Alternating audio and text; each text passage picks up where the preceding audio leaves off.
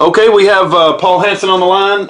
It's September the 1st, and Paul, a few questions have came in from various people, and I think Sean Stoller and Pastor Hovind have mentioned this in the past. I'm not sure that I've spoken to you about it at all, but a few months ago when Pastor Hovind was in prison, there was a report of, I guess, a gang, and I don't know if the leader's name is Ian, but they, for some reason, got it in their mind that they were going to attack Pastor Hovind.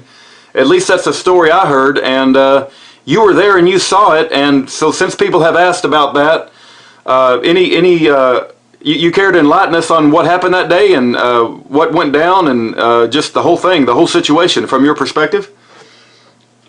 Yeah, there was an individual in here, his name was Ian Garrett, and probably the most foul person I've ever met in my life. He's a white supremacist. He had like maybe 6 other white supremacist type people following him here in the cell, the same cell that we were in, same mod or pod, I guess you'd call it. No mod. Anyway, there's 38 of us in here, and Ian was in here for like 3 charges of domestic assault or something like that, and he would brag about how many people he's actually robbed by gunpoint. Very extremely foul person. I don't think he'll live that. I don't think he'll live a very long life. I think somebody will kill him eventually because he's just such a tremendous bully.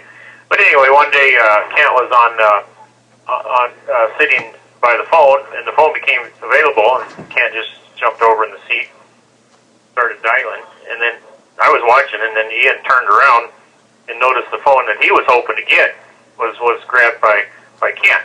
Now, Kent was much closer to it, so it was certainly every right for him to use the phone. And Ian walked up to him and said, "I was waiting for that phone." Kent goes, "Well?" This call is from the Santa Rosa County Sheriff's Office. Kent was very polite to him. "Now you're going to have to wait. I'm already talking to somebody."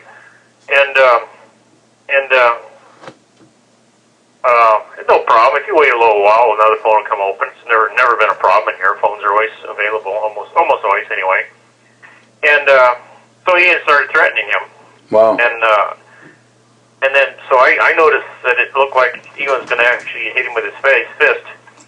So I walked over there and stood close to it just to let Ian know that Kent's not the only one that's going to stop him from doing something evil here.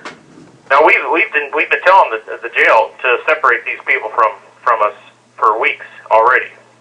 That they've threatened to kill us, they threatened to beat us, and just pathetic. Wow!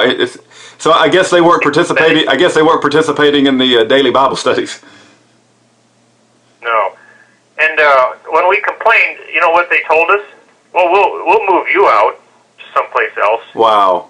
But we're not going to move them. We're not going to move them. Yeah.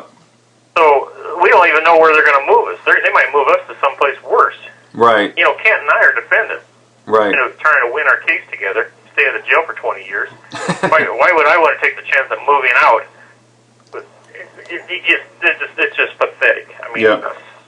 we had at least 5 people that were complaining about their their gang activity here, and you know, I witnessed Ian. He was in probably 5 fights since wow. You know, in a week or 2 that I watched him. Well, and just to let you know, and I don't know if you're aware of this already, but from what Sean has stated, I guess Sean has raised some sort of legal action over what's happened that day, and he had some sort of dentistry. I guess somehow his teeth got messed up. Either he hit him on a prison bar or something, and I guess there's Sean's claiming that he's going to raise a legal action over whatever happened that day. I guess the confrontation, and maybe bring charges against Ian and maybe a few of the others. I'm not sure, but. So whatever you say on this recording may be used in that case, whatever goes forward, I guess. Yeah, when I walked over beside Kent, another individual walked over beside me. He's almost 60 years old, and then Sean came over, and then see, Sean is a pretty good sized guy, and so the white supremacists, they go, well, they don't want to be seen beating up old guys older than 50 years old, so they all gathered around him. Yeah. Started threatening to beat him up, and Sean just says, "What are you picking on these? What are you picking on Kent Hovind for? He hasn't done anything wrong to you." And he would step back like 1 foot, and then they all step toward him. And he says, I'm not gonna raise my hands and fight you guys. That'd be suicide." And then I think he turned his back to him, and then Ian guy pushed him on the back, and that's when Sean chipped his tooth. Mm. And then which is enough to that's an assault charge. Yep. That's 5 years in jail. I mean, you don't have to touch somebody to trespass against them, to assault them. If you're a 100-pound girl and this big bully keeps walking towards you, there's something wrong, right? Right. You walk away and they keep walking toward you, and that's definitely what was going on there. And then they threatened to hit me, and we were beating on the glass on the door, trying to get the guards in here. And the guards are standing right on the other side of the wall, just staring at us like, "Well, what are we supposed to do?" Wow. Then finally, one woman guard comes in. She had enough guts to come in here and sprayed Ian with maize Yeah. face. And Sean accidentally walked in front of it. Yeah. As he was trying to get out from getting beat up. And so that's how Sean got sprayed. But that stuff's nasty. Yeah. So it wasn't three of us pretty much stood up for Kent, but none of us deserves any money or big award or anything in any way at all. We're just doing what we should have done. Yeah. The biggest crime here is the jail did not get those people out of here when they had plenty of opportunity to do it. Yeah. Ian would get up and he would go over and kick the door like a crazy man. Yeah. 15 minutes. Wow. Just kick it like a crazy man. And any other place that I've ever been, he'd be locked up immediately. They'd take him somewhere else and lock him up immediately. But no, they just let him. I watched people beat up people in here. 3 people beat up one guy, and nobody gets in trouble. Except the one guy gets beat up, gets moved out.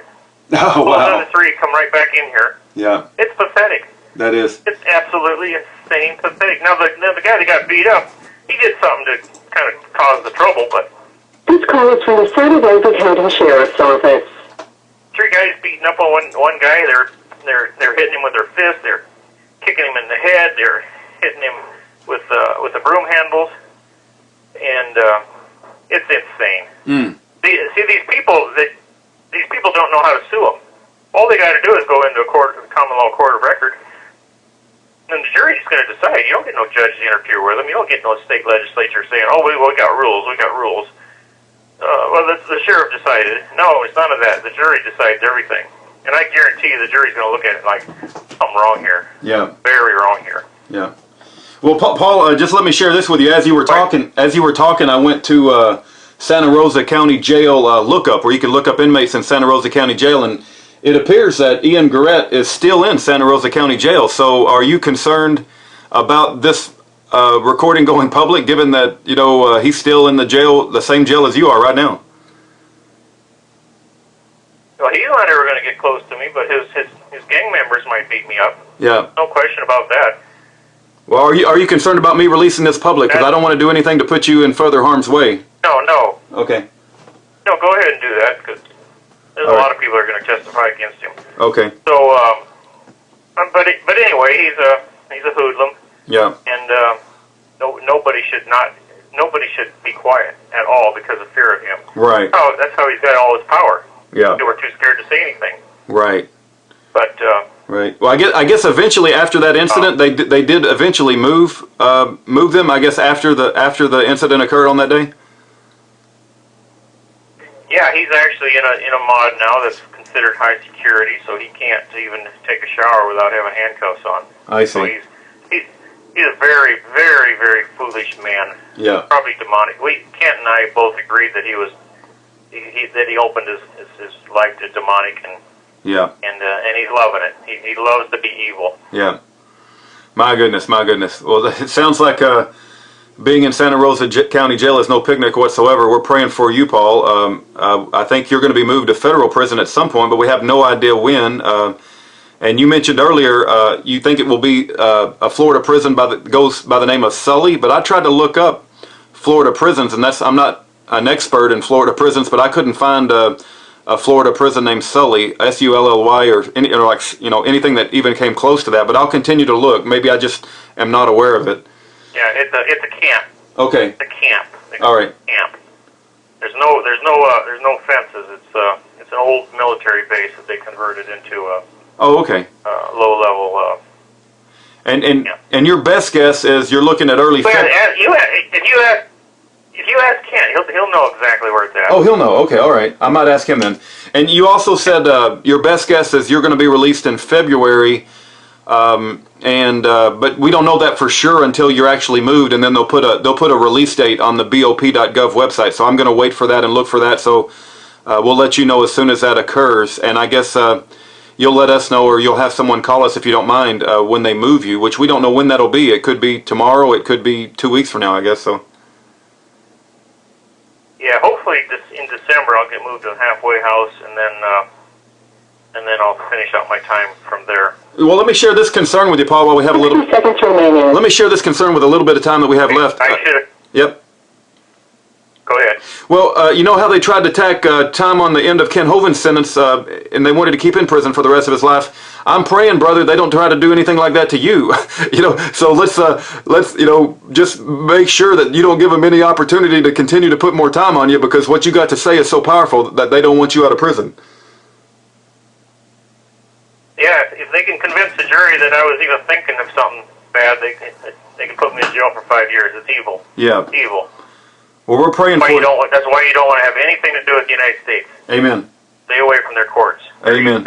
Amen. Stay with the people's courts. They're much safer. I saw how evil they were firsthand. Okay. Go then. God bless you, Paul. We're praying for you, brother. Yeah. Bye-bye. Thanks. Bye. Bye-bye.